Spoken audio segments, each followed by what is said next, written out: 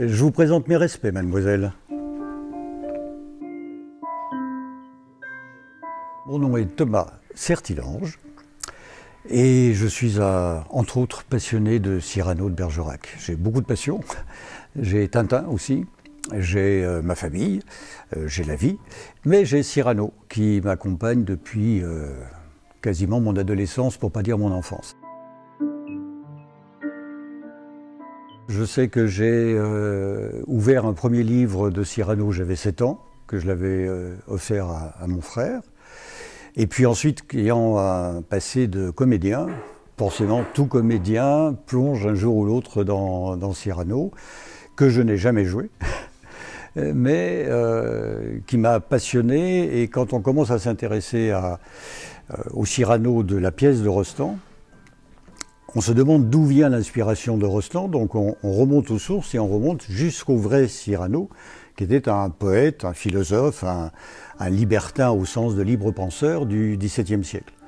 Et puis, en faisant le pont entre le XVIIe siècle et le XIXe, époque d'Edmond Rostand, on s'intéresse aussi à Edmond Rostand lui-même.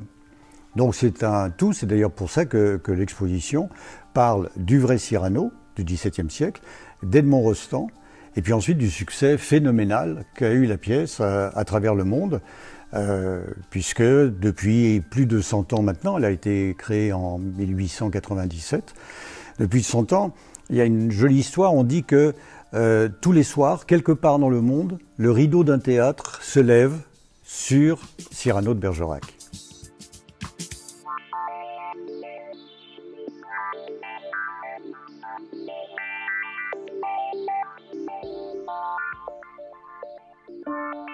Depuis 30 ans, avec ma femme, Katia David, on collectionne. Alors ça a commencé avec les brocantes, bien sûr, les vides-greniers, les salons du vieux papier, les salons des affiches.